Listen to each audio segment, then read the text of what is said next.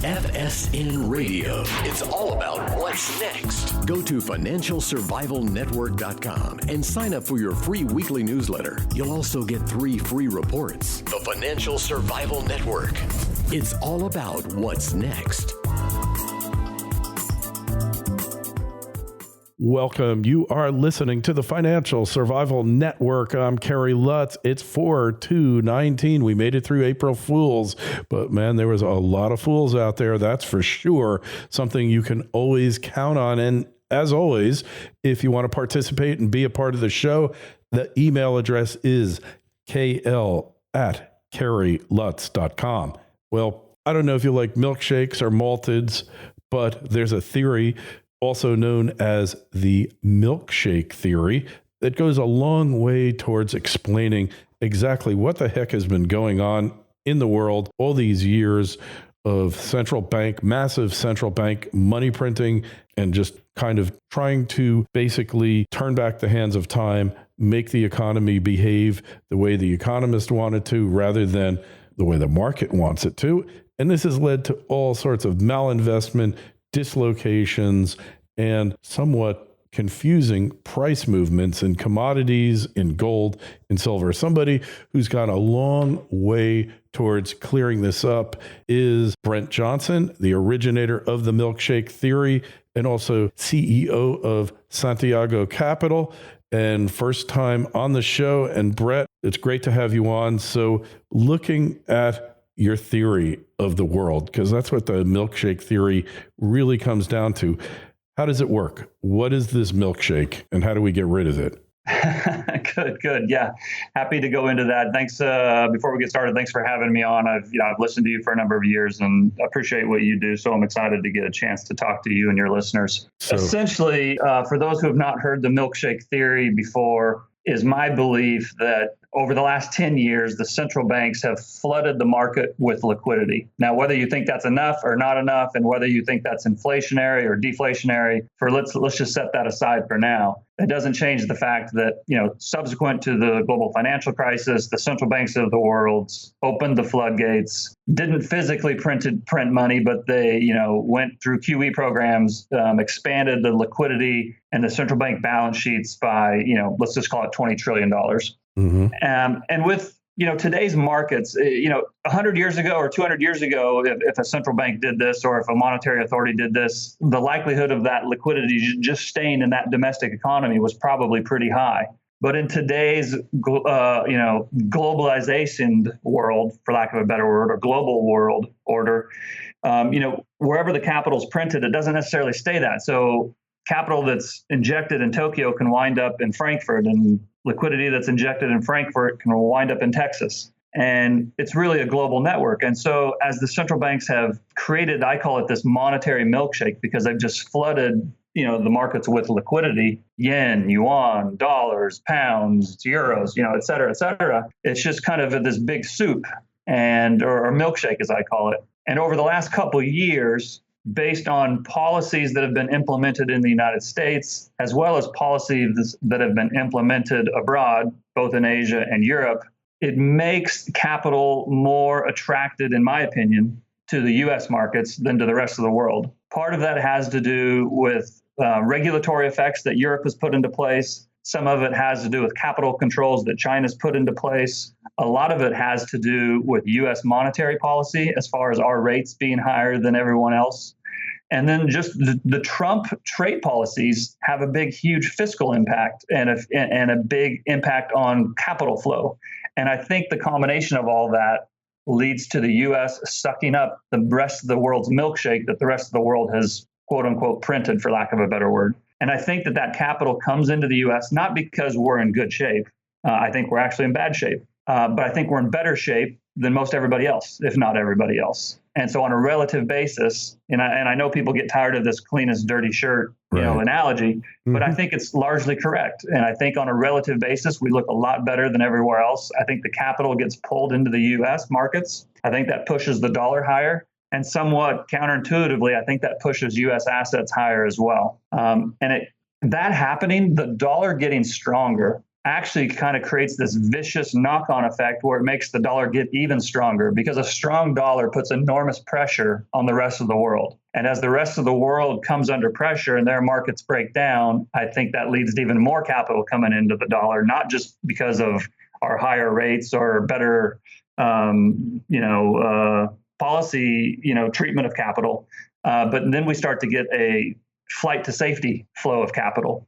And I just think that we get into a period where the dollar gets much stronger, the rest of the world gets much weaker, and it's eventually all going to end very, very, very badly. I just don't think it's going to end yet. Yeah. And obviously, the economy is not that great. We're still nowhere near in housing where we were in 2007. There's so many indicators. And of course, unemployment, well, they've changed all of the definitions of unemployment. So certainly U1 is nowhere, it's a different measure than it was 10 years ago for sure. And when we look at all of these things that have happened, so also, I guess you could add to the milkshake the fact that before the milkshake experiment, if you will, there was a big short on the dollar where everyone was borrowing long on the dollar because they expected it to go down. And of course, the market, in its infinite wisdom, always frustrates the majority of players. Now they're forced to pay back dollar borrowings in a diminished local currency vis-a-vis the dollar. So this has compounded the thing, hasn't it? Yeah, and that's a very big part of it. I talk to people all the time about the U.S. debt. Listen, I think the U.S. debt is a huge problem. I do not think that the fact that we have such an enormous amount of on-balance sheet debt, forget about the off-channel balance sheet debt, just the on-balance sheet debt is ridiculous, for lack of a better word, right? And there's going to be a huge price to pay for that. But what people forget is that, so if the U.S. has $20 trillion of on-balance sheet debt, the rest of the world has $10 trillion of U.S. dollar denominated debt. So, for the rest of the world to have $10 trillion in dollar denominated debt, which is not their own currency, which they can't print, and which is getting stronger rather than weaker, it kind of leads to this, big knock-on effect that I was talking about earlier. And I always talk about, it's the key to all of this is the debt. And the reality is, until all the debt is repudiated, and that actually has a negative consequence as well, which we can talk about if you want, but until the debt is repudiated, dollar-based debt is demand for dollars. If you just take the interest payments alone to fund all the dollar-based debt in the world, it's almost $1 trillion a year just to pay the interest. And, a big portion of that it has to be paid by entities overseas where it's not their home currency. That's a huge, huge problem, because if you can't pay the debt, then it starts this daisy chain effect where everything kind of all the debt kind of implodes on each other, on itself, I should say, and you get into a 2008 type scenario. So the dollar-based debt is a huge, huge driver of the whole theory, for lack of a better word. Yeah, and so this is like forced these companies to bring operations to the U.S. so they can earn profits in U.S. dollars, right? So it's really had a perverse effect. Yeah, I mean, and that's why a lot of people tell me that, foreign direct investment in the U.S. is falling, but the reality is it's not. Some of our biggest competitors are moving operations here because they get treated better from a regulatory perspective, they get treated better from a tax perspective, and they get to earn in dollars, which helps them pay their dollar debt. So, again, this whole thing is not that the U.S. is doing well and that we are some, good stewards of financial capital. I don't believe that that's the case. Yeah. I just believe that based on the way the system is designed and the way it's currently operating, that we're going to get a short squeeze on the dollar, which pushes the dollar much higher. And you can say it, we don't deserve it. I agree with you. If you say, I don't think that this is a moral outcome. I don't think that this is justice being served. I just think it's what's going to happen. Yeah, well, reality is reality. You can have your own opinion, but you can't have your own facts, as some wise politician once said, right? And it's hard to keep those straight these days. Yeah. So, and the other thing is, if you're a big European money manager or you're a big European corporation, are you going to put your money over the weekend in Deutsche Bank or in the Chinese Industrial Development Bank or whatever bank is out of the Bank of China, not the central bank. You're going to leave it there for the weekend, or are you going to throw it in JP Morgan, where you have like probably less risk? And that's what they're doing, right? That's exactly right. And, I get into this exact conversation a lot, most often with people kind of in the gold community. And listen, I want to say up front, I am a huge, huge advocate for gold. I think everybody should have gold in their portfolio, if for no other reason than just pure insurance reasons. So this is not me talking bad about gold. I love everybody in the gold community. I think they are among the most hardest working and well-intentioned people, I've ever met.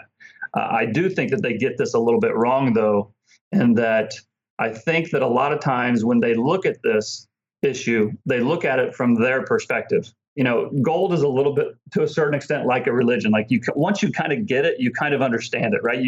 And once you get it, it's hard not to get it anymore. It's hard not to see it anymore. And so when they look at these issues, they're thinking of it from their perspective, knowing what they know about the monetary system, knowing what they know about the positive aspects of gold and what a great role gold could play in the world. And so then when they try to put themselves in somebody else's shoes, they will look at it from another perspective, but they're still thinking like themselves. And I think what they need to do is they need to not only sit in that other guy's seat or that other lady's seat, but they need to think how that person thinks. And the reality is most people in the world don't care about gold, or I should say most people in the Western markets, right? Now, people tell me all the time, people in China and Asia have a big affinity for gold, and I agree. So maybe they get it a little bit more than the rest of the world. But, to your point, a pension fund manager or a big mutual fund manager, sitting in London or Frankfurt or wherever it is, has a choice of where they're going to put their money. They don't really have the choice to put 70% of their money or even 7% of their money into gold. It just, they don't really have that option. Now, things might happen in the future that allows that to happen, but right now, it's not even on their radar to that level. And so even if you think they're going to put 1 or 2% of their money in gold, they've still got 98% of their portfolio that's got to go somewhere else. And I think the rest of that, big portion of the portfolio is going to get allocated towards dollars and U.S. institutions rather than Chinese institutions in the yuan or Japanese institutions in the yen or European institutions in the euro. I just think that's how it's set up. Now, that'll change someday. I just don't think we're there yet. Well, so let's look at China. In the U.S.'s heyday, let's agree that it was during the robber baron era, the so-called robber baron era, the Carnegies, the Rockefellers, none of them were sending their money overseas and buying places overseas only as like a hobby, like Carnegie in Scotland. But they were committed to here. There was no place they were going to go. The Chinese, it's the exact opposite. They can't wait to get the hell out of the place. Yeah. And that, to me, casts doubt on the so-called Chinese ascendancy. It might well happen. I'm not doubting that they're rising. But when your own people flee and you have this huge flight capital issue, what does that say about your economic model, your rule of law, your whole lifestyle of the country, everything else? People are fleeing, your most successful citizens. Yeah, I'm right there with you. I think, part of the problem and part of, you can look at it as a problem or however you want to look at it, but one of the key attributes here is the lack of a good alternative to the dollar. Now, I know, again, people will tell me that gold is a good alternative. Now, I happen to agree with you that gold is a good alternative, but I also happen to think that the rest of the world doesn't agree with us, and it's highly unlikely that they are going to willfully institute a system in which gold is the primary, beneficiary. I'm not saying it won't happen. The markets might force them to do that at some point, but I just don't think that we're there yet. And a big part of it is what you just talked about with China. Is China ascending? Yeah, of course they are.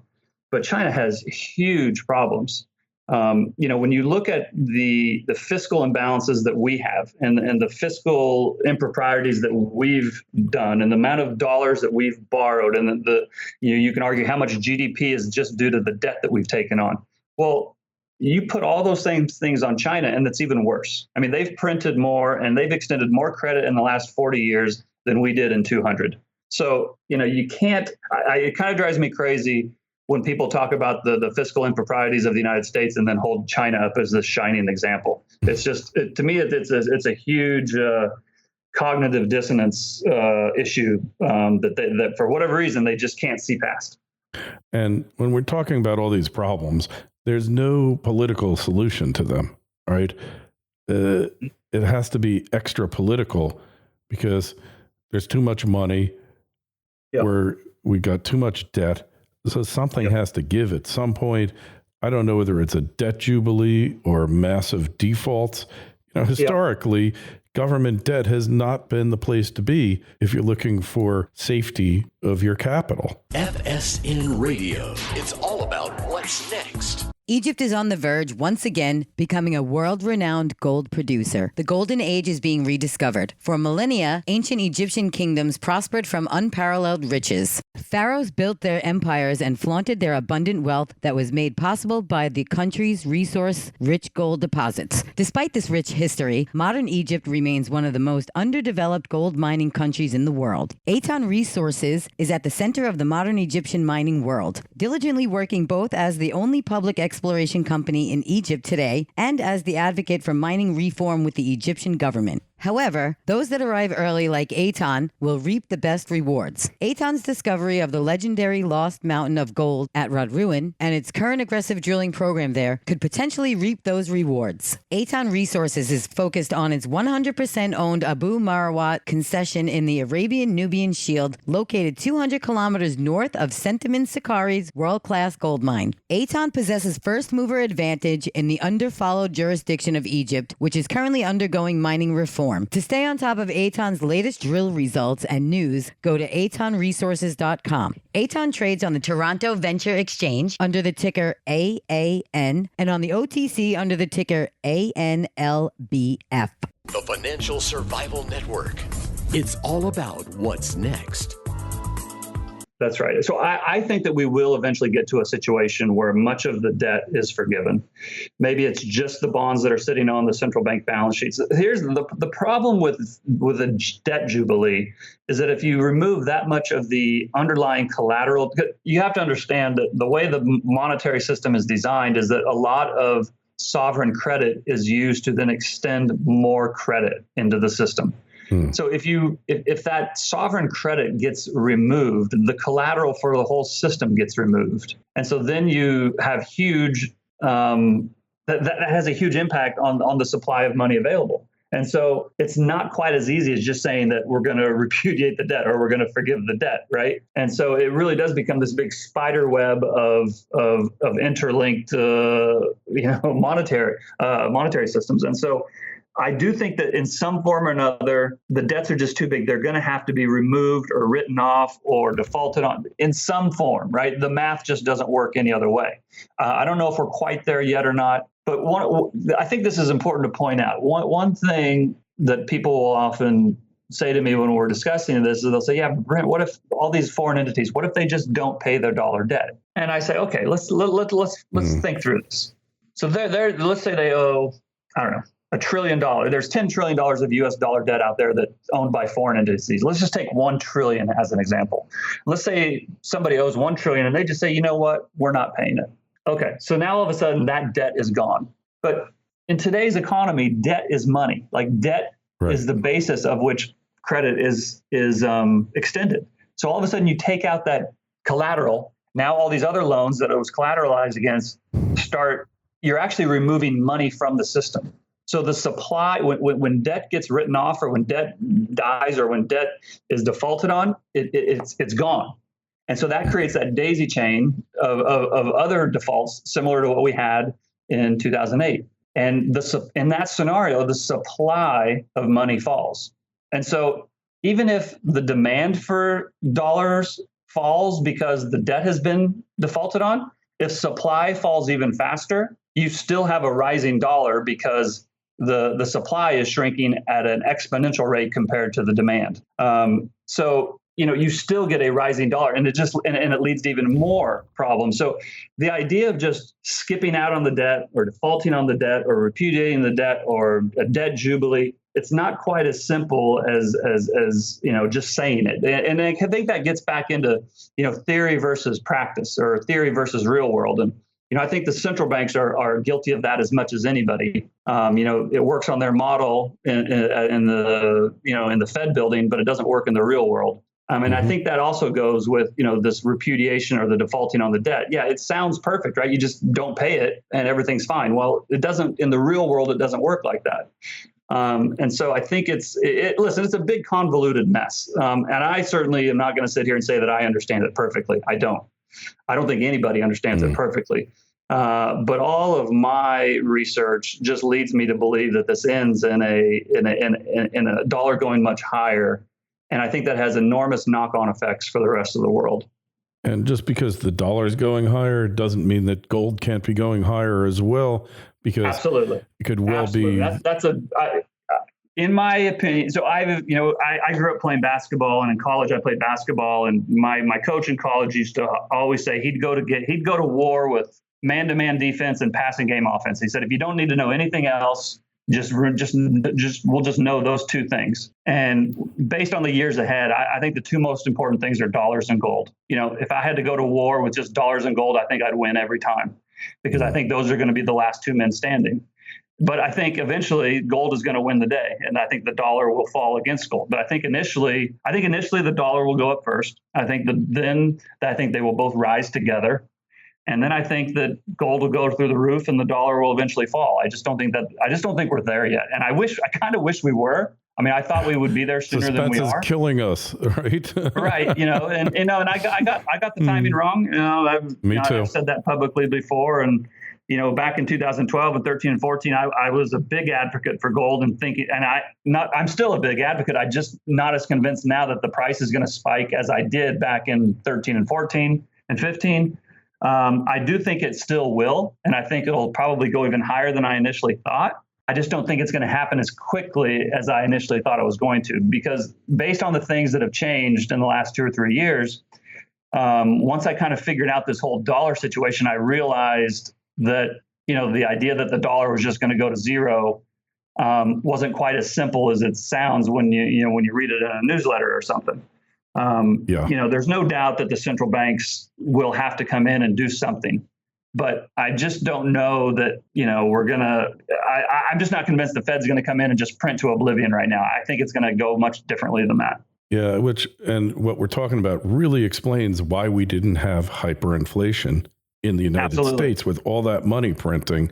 Absolutely. Because money was. What's interesting now, Kerry, is I find this kind of fascinating, because for the last 10 years, a lot of people, and listen, I do it too. This is not to be a negative statement towards anybody else, but a lot of people have talked about all the money that's been printed. Well, in reality, the money wasn't printed. Money was loaned to the banks and it sat on the bank's balance sheet. What I find interesting now is, because that did not lead to inflation, people are starting to question the efficiency or the efficacy, however you want to say it, of the central banks. And that's why this MMT movement is picking up. Right. This is central bank policy on steroids to a certain extent. This is where they will actually really physically print the money, not just give it to the banks and see what the banks do with it. I mean, this is the money from the helicopters. This is, fiscal budgets that have around $3 trillion deficits. This is, just printing whatever money we need. The government can never, technically be in a deficit because they can just print whatever they need. I mean, these policies are coming to the fore because of populist movements and because of, to a certain extent, failure of the policies of the Fed. And I think this actually scares the hell out of the Fed, because the Fed, I think, feels like they're under attack because the monetary policy may be taken away from them and given back to the politicians, which, we both know how that's going to end, right? Hey, maybe we could call this the cheap tequila theory of monetary expansion, Right. because exactly.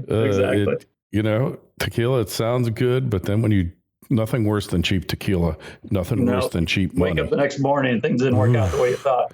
Yeah, if you wake up. So we got some interesting times ahead, and we got no way out of this. But I don't know. I always joke, maybe we could sell, the federal government owns half of California, and it's not really doing anybody any good other than the military bases, maybe.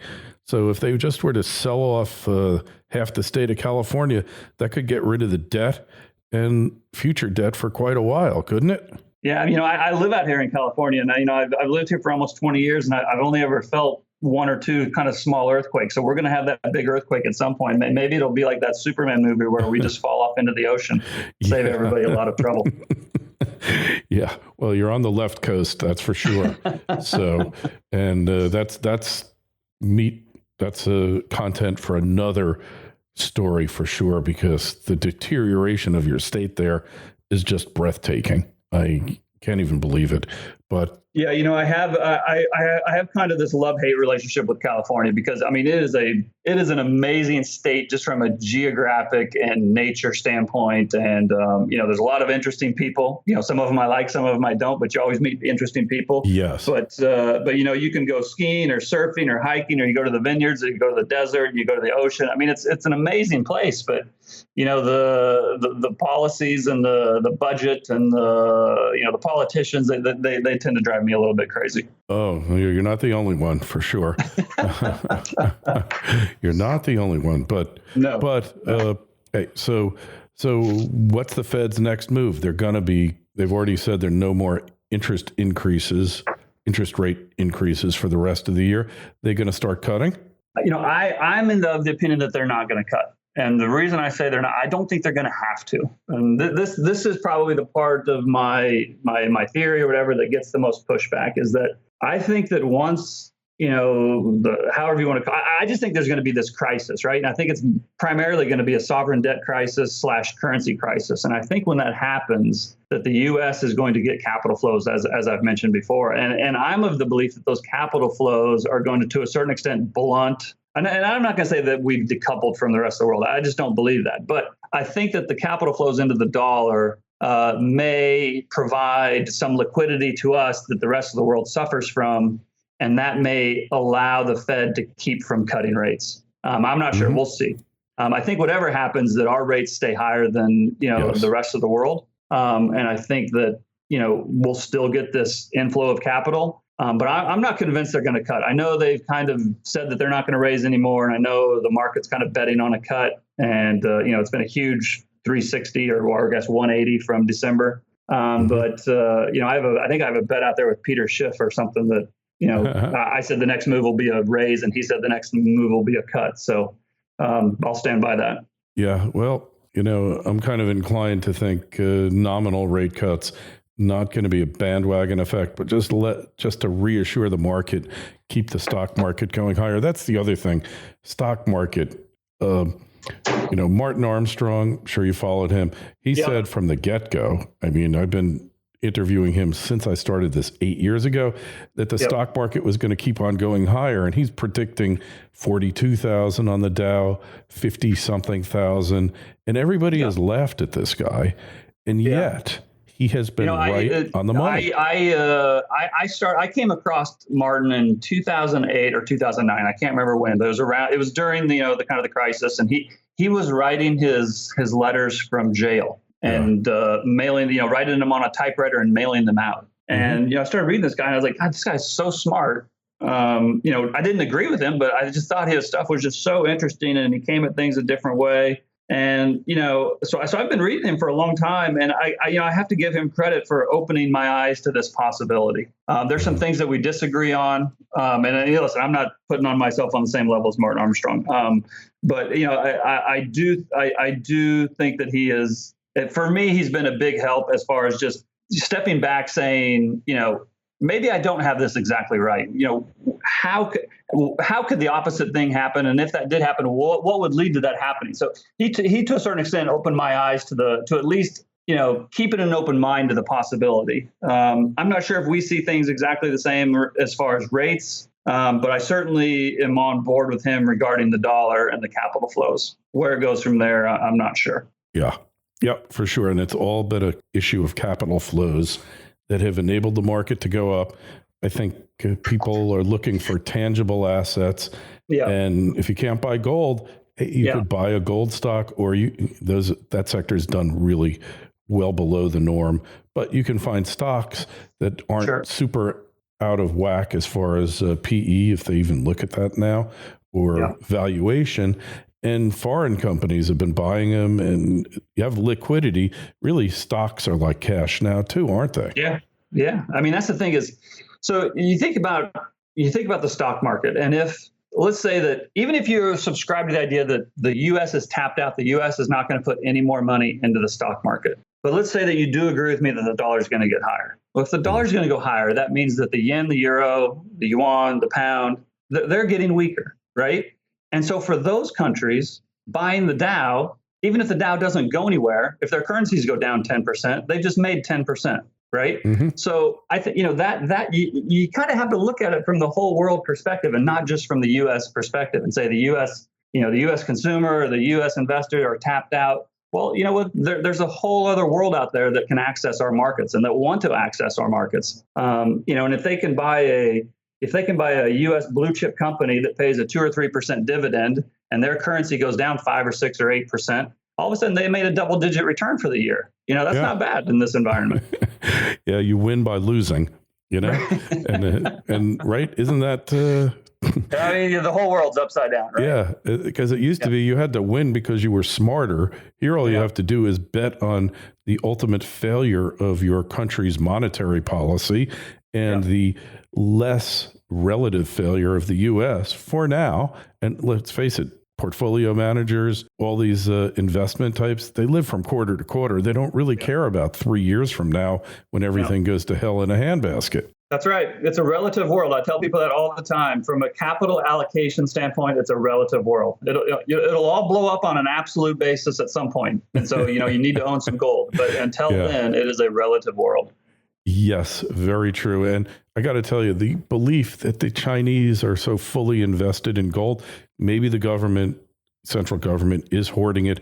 Maybe super wealthy, more international type citizens are buying gold. But all I can tell you from my experience, I met a guy in upper middle class Chinese. He was a trade company guy. And, he had $100,000 car. I don't know if he paid cash for it or not. Used to be they had to pay cash for everything. But I said, so you buying gold? And he looked at me like I fell off a rock somewhere. Like, what? Like real estate. Real estate's where it's at. That's what he told me. And I said, but I thought your government was telling you to buy gold. And it's like, no. Real estate, that's the future. And so he was very provincial and, kind of a little naive in his outlook. And, it just showed me that, hey, you can't always believe everything that you read, Right. So, well, we got to give it up here. But Brent, it's really been fun having you on. Really brought some clarity to this debate. And it makes a lot of sense, especially when you look at it in light of what we've been through over the past several years. And it just makes total sense when you think about it, right? Yeah, I think so. I think the next 2 or 3 years are going to be pretty interesting, obviously. That old saying, may you live in interesting times. Well, I think we're going to get it. Yeah, that's a curse, a Chinese curse, and I think we're getting it. Hey, where's the best place to find your work? I mean, your website doesn't give me much. Where do I go? Well, you can email me, Brent at santiagocapital.com. I have just a landing page at santiagocapital.com. You can follow me on Twitter, which is at Santiago AU Fund. I'm pretty active there, but, I'm happy to come back, happy to, do this again at some point. And if any of your listeners have any questions, feel free to reach out to me directly. Yeah. And hey, by the way, the person who recommended you, if you are listening now, thank you. I don't remember who you were, and I have to look through my emails. Great addition to our line of experts. By now, you've heard we've interviewed thousands of people, and the number of people who really understand what's going on, it's a very small number, probably could count them all on my fingers and toes. Fortunately, Brent, you are one of them. Really appreciate you coming on. Any questions or comments for Brent? You should have some. Just email us, kl@kerrylutz.com, Twitter feed at Kerry Lutz, Facebook page, Financial Survival Network. I don't know what's going on out there in YouTube land, but thousands of you are listening to every single episode. So please subscribe, like, and share. And if you're listening on a podcast, do the same. It really helps me a lot when you do it. It really helps get ideas such as Brent's out there to the people who can most profit from them. And hopefully they'll listen soon. Brent, thank you so much for coming on. It's been an absolute pleasure. Absolutely. Have a great day. FSN Radio. It's all about what's next. Go to financialsurvivalnetwork.com and sign up for your free weekly newsletter. You'll also get 3 free reports. The Financial Survival Network. It's all about what's next.